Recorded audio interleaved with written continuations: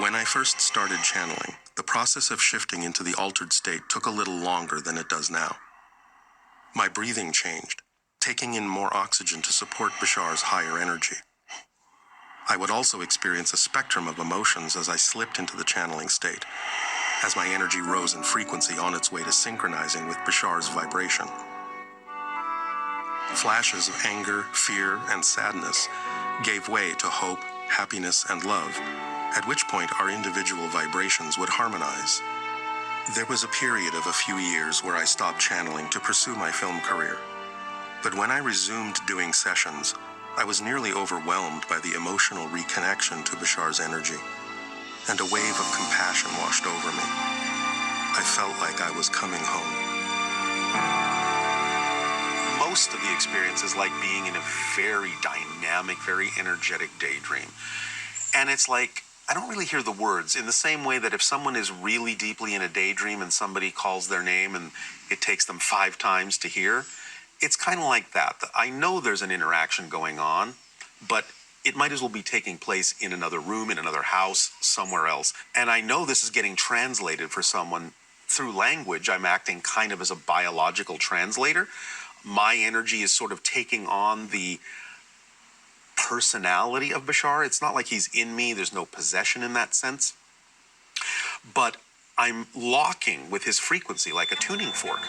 And by matching his frequency, you get a model, a representation, a symbol of his personality. Because he's not speaking English. He's not speaking any language at all. He's just sending thoughts. But because I'm operating on the same wavelength as I've been trained to do, I'm having the same thoughts at the same time. So I'm able in our culture to translate his ideas into our language.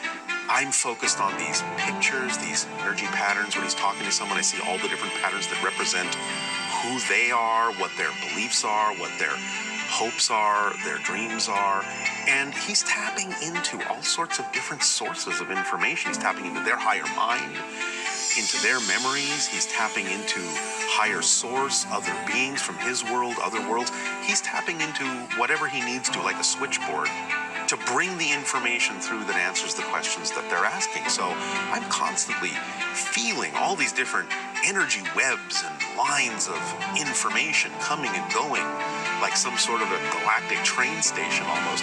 And it just all coalesces in this telepathic hit that is sometimes represented by symbols, by abstract shapes, sometimes by literal images. But it's just coming so fast and furious, and time is so collapsed for me that I can do nothing but just let it through and just sort of watch the show.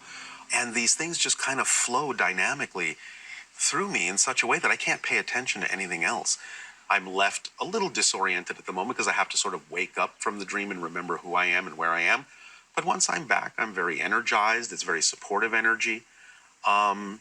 In the beginning, it tired me out a little bit because there was unfamiliarity. There was resistance to the energy. I just didn't know how to handle it. I often say it's kind of like trying to shove Hoover Dam through a garden hose.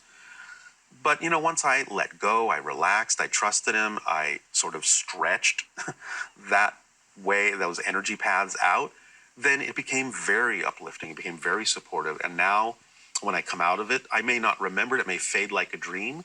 But I retain the concepts I need to retain for me. It works for me as well. I can apply them in my life. But I don't really remember the conversation. I didn't hear it.